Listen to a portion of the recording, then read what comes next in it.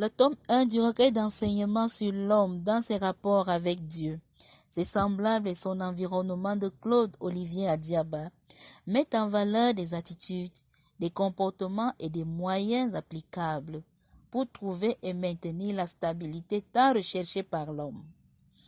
À bien observer cet ouvrage, de la première à la quatrième des couvertures, les images pieuses observées mettent en exergue le fondement même de la pensée de l'auteur qui trouve son essence dans l'enseignement biblique.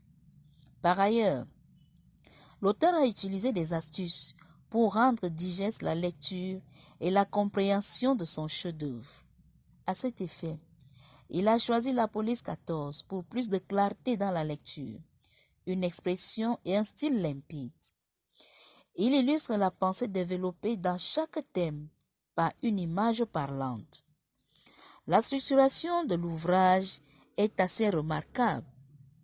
C'est dans 3 grandes parties, réparties sur 336 pages, que l'auteur présente ses enseignements qui donnent un aperçu global de la relation entre l'homme et son créateur, ses semblables et son environnement. Pour construire cet enseignement, il se base sur les Saintes Écritures et convoque certaines figures emblématiques des sciences sociales, telles que Émile Durkheim, Guy Rochet et bien d'autres.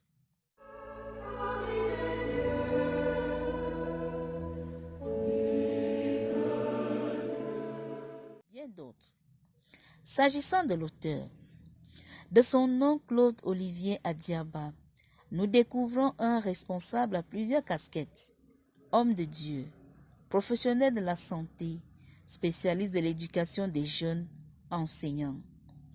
Il s'agit d'une personne assez exceptionnelle, d'une discrétion légendaire, avec un sens de l'écoute à nul autre pareil.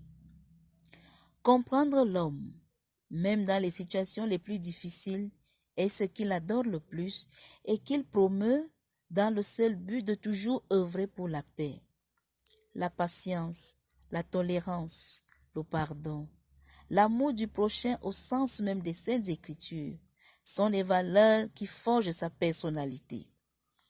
Ces multiples casquettes et ce positif qu'il incarne lui permettent de transmettre ses connaissances, bien plus cette grande expérience accumulée en matière de problèmes sociaux, de la vie en communauté et de la vie de foi.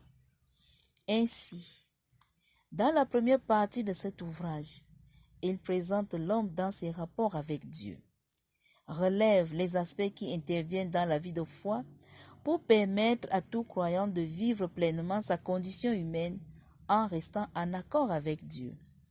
C'est ainsi qu'il développe la démarche à suivre pour celui qui recherche véritablement Dieu, les qualités d'un bon croyant et enfin les attitudes à adopter face à l'épreuve pour rester ferme dans la foi. La deuxième partie est intitulée « L'homme dans ses relations interpersonnelles ». À ce niveau, l'auteur souligne un souci majeur, celui de la cohésion sociale dont l'homme est le principal artisan. Toutefois, son argumentaire laisse entendre que ce rôle de garant de la stabilité et la cohésion sociale n'est possible que si l'homme sait faire usage de la raison. La troisième partie intitulée « L'homme et son environnement » permet à l'auteur d'insister sur le bien-être de l'homme, mettre un point d'honneur sur l'éducation des enfants et de relever les maux qui minent la jeunesse tout en identifiant les causes et en établissant les responsabilités. Il propose par ailleurs des esquisses de solutions pour assainir la société. Point n'est besoin de rappeler ici que le coût d'un tel chef-d'œuvre n'est jamais moindre. Toutefois, le souci majeur étant d'aboutir à une société exemplaire, cet ouvrage est donc à la portée de tous, moyennant une modique somme de 5 000 francs. Vous pouvez à cet effet l'obtenir au 6 57 32 91 57 ou encore au 6 90 81 52 22. Bien d'autres.